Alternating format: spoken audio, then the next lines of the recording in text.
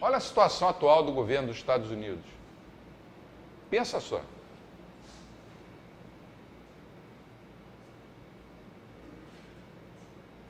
Esses dados têm um mês e pouco. Se mudaram, mudaram um pouco. Agora faz o seguinte, tira 8 zeros e pensa, em vez do governo americano, vamos fazer de conta que é uma família. A família tem uma renda anual de 21.700 dólares.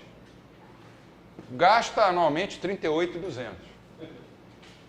Novas dívidas com cartão de crédito, 16.500. E dívidas totais com cartão de crédito, 127.710. E corte de gastos, 385. Essa é a situação dos Estados Unidos da América, a maior economia do mundo. Você tirar 8 zeros, comparar com uma família, você vai fazer essa pergunta aqui, ó. Dá para essa família viver desse jeito? Por quanto tempo? O que é preciso fazer? Os keynesianos dizem, não, é preciso jogar mais dinheiro na economia e o governo gastar mais para salvar essa família. O que vai acontecer? Ela vai sair gastando mais e a situação dela vai piorar. A dívida dela, no caso, a dívida pública, né? Se você passar da família para o governo de novo, vai chegar lá a 80%, 85% do PIB. O que é uma coisa imoral. Uma dívida desse tamanho, não é só pelo valor alto, não. O que significa a dívida pública? É que você está deixando para a geração futura o pagamento de uma dívida que você está contraindo hoje. Você está deixando para os filhos e netos, bisnetos, tataranetos, uma irresponsabilidade sua. Isso é imoral. Além de, tecnicamente, não resolver a situação. Por quanto tempo dá para essa família viver desse jeito? Tem um cunhado rico. Durante algum tempo, o cunhado chinês, tem um cunhado chinês rico que vai lá, compra, te dá uma ajudinha. Você sabia que o Fed foi criado em 1913, né? Começou em 1914.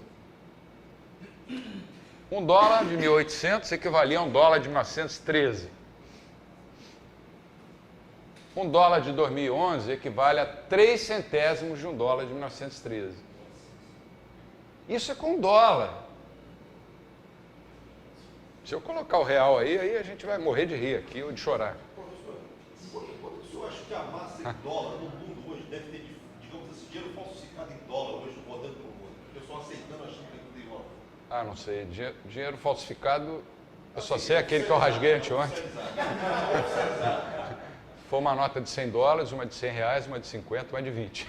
Isso eu me lembro bem. Mas eram todas... Eram cenográficos. Eu digo assim, oficializando pelo governo. É uma quantidade fantástica de dólares espalhados pelo mundo. Tem batata demais em relação a caviar. O preço relativo da batata tende a cair. Vivam Mises. Você não acha que tem alguma coisa de errado com o Fed e os bancos centrais em geral? Pô, criaram um banco central. $1 antes de haver o Banco Central valia o que valia 100 anos antes. Mais ou menos 100 anos antes. E hoje, quase 100 anos depois, vale 3 centésimos. O que esse Banco Central fez durante um século, a não ser desvalorizar a moeda deles? E olha que eu estou falando da maior economia do mundo.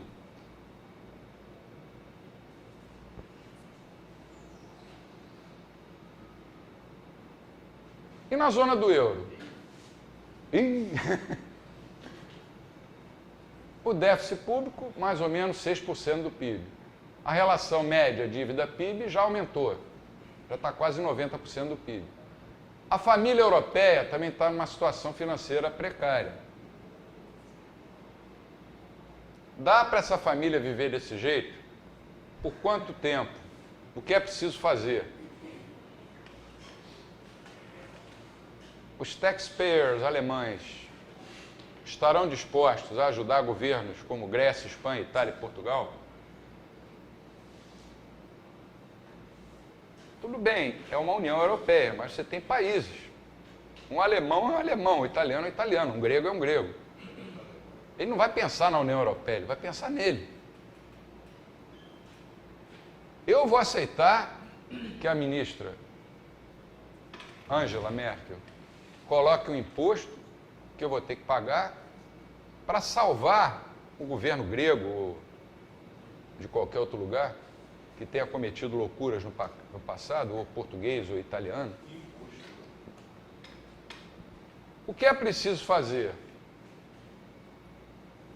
Os economistas austríacos têm a solução. Nada de política fiscal, de política monetária, cortar gastos, reduzir o tamanho do Estado e mexer, que a gente vai discutir depois, com o sistema monetário. De que forma a gente vai também discutir depois. Olha as terapias das escolas econômicas para a crise. Olha o comportamento da taxa de juros fixada pelo Banco Central desse senhor aí. Olha aqui, 2000, depois subiu um pouco, chegou a 5, e olha onde está hoje. Essa área cinzenta é a crise. Que ano que o Volcker? É o Volcker ali naquele bicão ali. É, 1980, mas não foi o Volcker. Ali atrás era o Volcker. Aqui foi a crise que arrebentou com a economia brasileira, no governo Ronald Reagan. A taxa chegou a 18%. E a nossa dívida externa explodiu. Isso foi em 1980. Teve o choque de juros e outro choque do petróleo. Aí que o Brasil se convenceu que não era uma ilha de prosperidade, um oceano de depressão. Mas olha só as taxas de juros, onde é que andavam. Quer dizer, a economia é imune a qualquer crise. É New Economics, né? A nova economia, New Economy. Olha a taxa de juros, dá uma voltada na beira. Olha só, nunca teve tão baixa. Nunca. Quer dizer, nunca teve pelo menos... Hoje está zero. Zero. E na Europa a situação não é muito diferente. A taxa LIBOR de Londres, né? Em 2000, era uma festa, a União Europeia está arrebentando, Espanha está crescendo, Portugal, Itália, Grécia, para não falar da Alemanha, da França. E eles deram um pequeno aperto aqui e depois afrouxaram de novo. Baixou hoje 1%. 1%. E o expansionismo fiscal e monetário nos Estados Unidos e na Europa? Olha a base monetária americana. Você olha para esse gráfico, você toma um susto, né?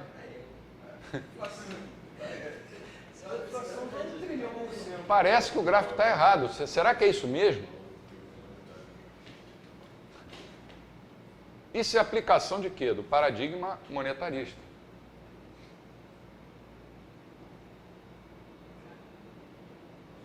O M1, papel moeda e depósito à vista, sempre para cima, crescimento exponencial. Esse é o M1, M1 Money Stock. E o M2 também. Quer dizer, estão dando açúcar para um diabético. Será que esse pessoal não tem noção de contabilidade, não? E para cada fonte de aplicação você tem que ter uma fonte de origem, acabou e ficam inventando história. Não sei. Mas que faltará aula de contabilidade. Não vai te ajudar, não. Nessa hora, De quanto você pode gastar? nessa hora não ajuda. Nessa hora o que ajuda é uma teoria econômica correta, né? Sem dúvida. Correta. Os caras têm uma formação boa, têm PhD em Harvard, Chicago e outras universidades, mas acho que o problema está no currículo dessas escolas. Você vê que o Harvard é uma formadora de tecnocrata, né?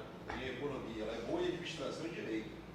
Economia é uma negação. Na economia, você tem Chicago, UCLA, tem várias lá, né? Mas no paradigma dominante.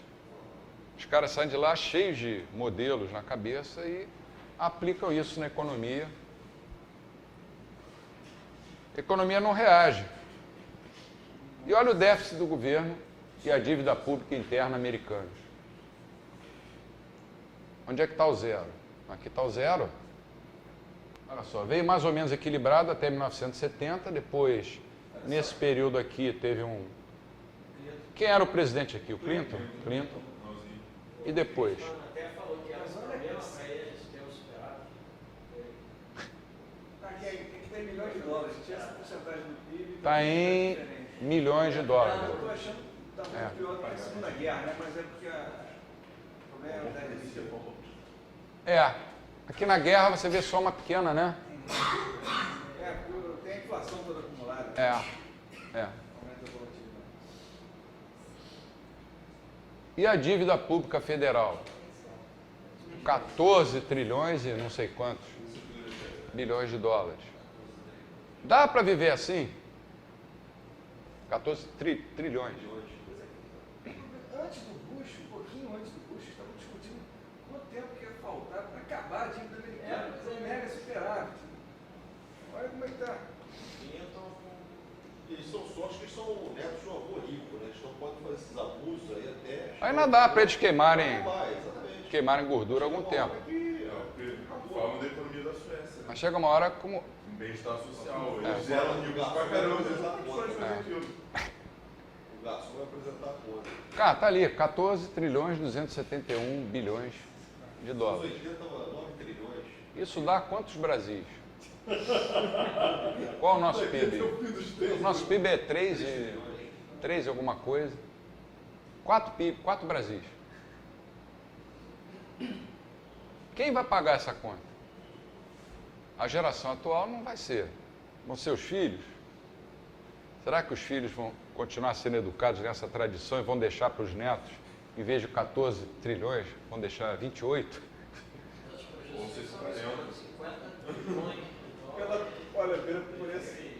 Pela projeção aí, não sei, né? Pode estar zero aí. Perdeu o controle. Você olha para um gráfico desse, você fica assustado. Eu estou olhando para um gráfico da economia dos Estados Unidos, está aqui, ó. Federal Reserve Economic Data. É o Fred, que é um nome que a gente respeita. Né? Se fosse um órgão de pesquisa, sei lá, desacreditado.